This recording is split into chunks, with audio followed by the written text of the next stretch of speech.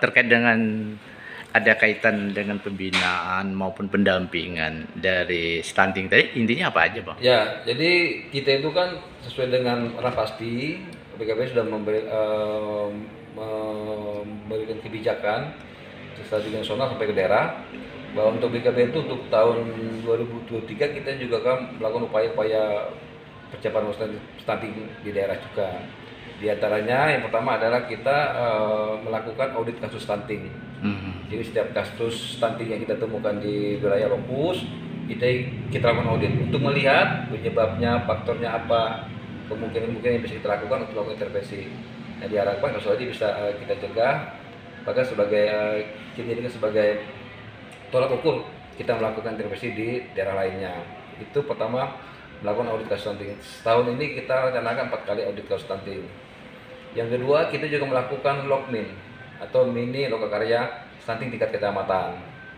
Nah, itu setiap tahun, setiap kecamatan kita harapkan minimal 10 kali melakukan LOKMIN. Jadi intinya tim di kecamatan atau tim di kecamatan, tim percepatan penurunan stunting tingkat kecamatan itu melakukan LOKMIN atau ya rembuk stunting tingkat kecamatan lah istilahnya. Membahas, membicarakan terkait dengan perkembangan stunting yang ada di wilayah masing-masing. Nah, kemudian yang ketiga juga kita melakukan yang namanya pendampingan keluarga atau tim pendamping keluarga tingkat kabupaten.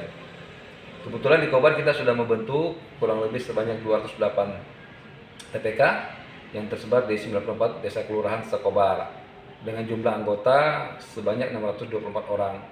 Yang komposisinya terdiri dari bidan, jadi tim itu kan 3 orang jumlahnya. Ada 1 dari bidan, yang kedua dari kader desa, yang keempat dari PKK desa. Nah, tim inilah yang mendampingi keluarga.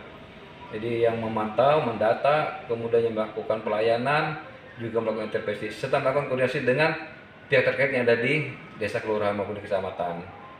Nah, dengan ini diharapkan tidak ada lagi keluarga yang berisiko stunting itu tidak terlayani atau tidak terdata, gitu loh. Sehingga kita pun mudah juga melakukan intervensinya. Nah, kalau kita bicara barometer, Bang, dari 6 kecamatan ini saat ini menjadi stunting itu yang daerah mana aja, Bang? Kecamatan? Ya, kabupaten ini sudah menentukan lokus stunting ya. Jadi dari 6 itu ada beberapa kecamatan yang direncanakan jadi lokus stunting 2024. Sedangkan 2023 ini kurang lebih 17 desa lokus stunting untuk 6 kecamatan ya. 6 kecamatan. Nah, 2004 ini masih dalam diskusi nih. Memang kemarin data sementara itu rencana lokus ya dulu itu sebanyak 24 desa kelurahan. Tapi nanti kita putuskan pada saat rembuk stunting. Kita akan lihat lagi perkembangannya. Nah, kalau kita melihat apa yang menjadi LOKMIN tadi ya, lokakarya ya, artinya ini yang lokakarya stunting. Mini lokakarya stunting. Nah, itu berapa bulan dilakukan itu, Bang? Ya, kita sih berharap setiap bulan sekali, ya minimal 10 kali lah. Nah, ini kita biayai. Jadi ya tadi yang saya bilang di awal terkait dengan audit kasus stunting, kemudian dengan pendampingan keluarga atau TPK, kemudian LOKMIN itu dibiayai oleh BPKBN. Dananya ada di kabupaten. Jadi setiap kegiatan akan kita biayai melalui anggaran BOKB tahun 2023. Nah, kalau kita bicara audit itu apa aja yang menjadi sasaran target di situ? Audit itu adalah kasus-kasus stunting yang ada di desa kelurahan lokus. Jadi kita ingin melihat tadi penyebabnya apa, mengidentifikasi lah, mengidentifikasi, mengenal, ya kan, mengenal kasus, kemudian melihat penyebabnya, kemudian nanti dari audit kita berikan rekomendasi oleh tim pakar. Nanti yang audit tim pakar, kita punya 4 tim pakar di Kobar ini. Baik terdiri dari spesialis kandungan ya atau obstetrik, kemudian spesialis anak, kemudian psikolog dan ahli gizi. Nah, ini kita biayai juga nih, termasuk honor mereka kita biayai. Nah, hasil audit teman-teman pakar tadi nanti teman-teman berikan rekom ke kita. Nah, rekom itulah kita lanjutkan dengan rencana tindak lanjut. Nah, sekarang kalau kita melihat tim yang artinya cukup dianggap berpotensi di sana lah. Ya. Ini apakah ditarik dari Dinkes atau memang didatangkan dari luar? Ya, kita ambil di daerah. Jadi kita bersama dengan teman-teman yang pakar di daerah ya. Misalnya kayak spesialis kandungan itu kita ambil dokter spesialis kandungan ada di Kobar, termasuk juga anak kita ambil rumah sakit, psikolog kita ambil dari rumah sakit, termasuk juga gizi kita ambil dari rumah sakit. Ya. Oke. Mungkin harapannya, Bang? Harapannya tadi karena stunting ini kan lebih ke arah perilaku gitu loh. Meskipun juga ada faktor ekonomi di situ. Tapi tidak berarti kalau orang ekonomi bagus itu dia bisa terhindar dari stunting. Perilaku, pola hidup, pola asuh, ya, baik sejak dia dalam kandungan, terutama pada calon pengantin. Tadi saya ingat tidak awal tadi calon pengantin, ibu hamil, ya, kemudian ibu pasca persalinan sampai usia, atau kita kenal dengan 1000 HPK, 1000 hari pertama kehidupan.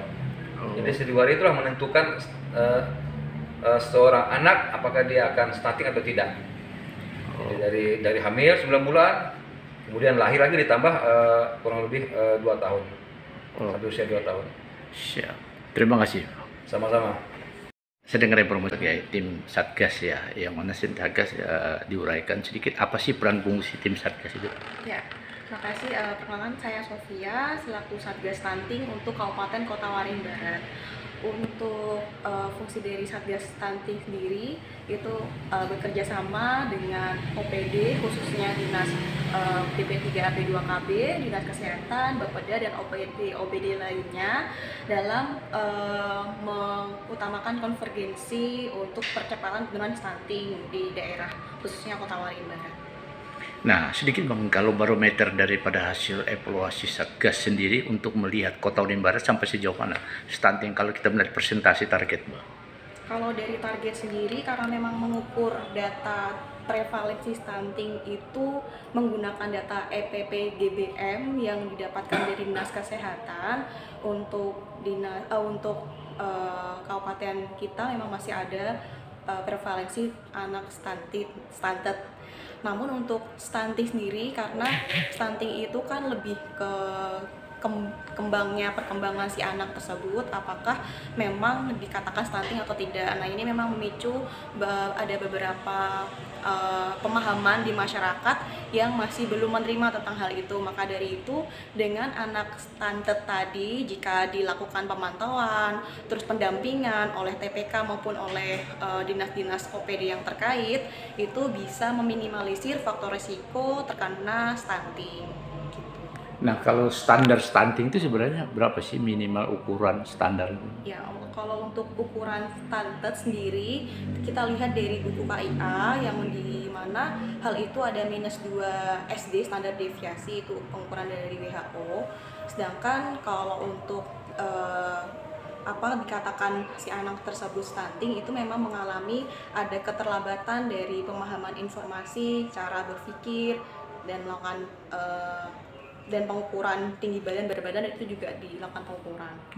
Apakah ini kurang sosialisasi di masyarakatnya sehingga memunculkan stunting, atau memang kebiasaan turun-temurun demikian gitu?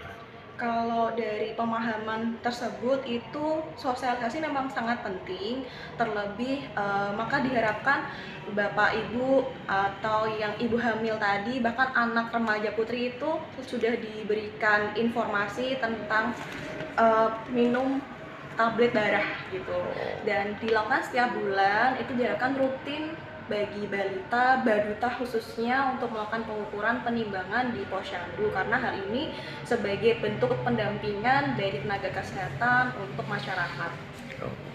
Mungkin harapannya sebagai Satgas Provinsi bagaimana? Baik, harapan saya sebagai Satgas Stunting khususnya di Kota Waringin Barat, harapannya data prevalensi bisa lebih menurun, terus juga kegiatan pendampingan juga lebih bisa berjalan dengan baik, bisa anak-anak balita khususnya bisa terhindar atau tercegah dari stunting. Oke, makasih Mbak. Saya dengar informasi Abang juga sebagai kasih ya, ketahanan keluarga ya, yang mana juga Abang termasuk pengelola di lapangan. Nah, untuk saat ini sampai sejauh mana progres dari pengelolaan ini, Bang? Sebenarnya progres ini sudah kita udah berapa kali mengikuti kegiatan kan.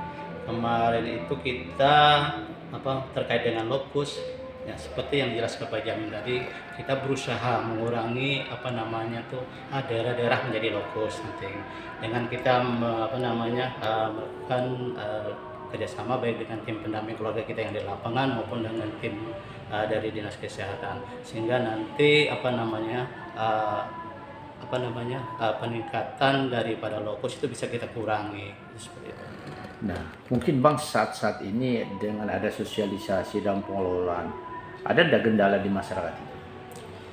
Kendala itu sebetulnya belum ada, cuma kita perlu pemahaman saja dengan masyarakat itu bahwa kita harus membiasakan bahwa hidup hidup dengan memperhatikan masalah kesehatan, masalah pekarangan, sanitasi dan lain-lain. Itu aja tingkat pemahaman saja yang perlu kita tingkatkan. Kita perlu pembinaan dengan masyarakat. Kalau interaksi masyarakat terhadap ini bagaimana? Sangat positif aja, menerima aja mereka mereka itu berusaha juga untuk memberikan informasi bahwa yang perlu ada pengembangan kesehatan sehingga mereka itu bisa dengan adanya stunting mungkin bisa mengetahui beberapa faktor gitu. Yang faktor itu mungkin mereka bisa melakukan usaha perbaikan, baik perbaikan gizi maupun perbaikan gizi makanan seperti itu. Nah, kalau kita melihat tingkat kesadaran masyarakat untuk saat ini persentasinya berapa persen, Bang? Kalau kita melihat. Kalau persentase kita belum sih, cuma masyarakat sudah berusaha, sudah tahu bahwa pentingnya kesehatan, pentingnya terutama bapak-bapak ini jangan sampai merokok. Nah, merokok itu salah satu berdampak terhadap risiko stunting juga di sini seperti itu. Jadi ada beberapa efek yang perlu digarisbawahi, dihindari gitu ya, Pak? Ya, untuk supaya terjadinya pencegahan gitu ya. Oke, makasih, Bang.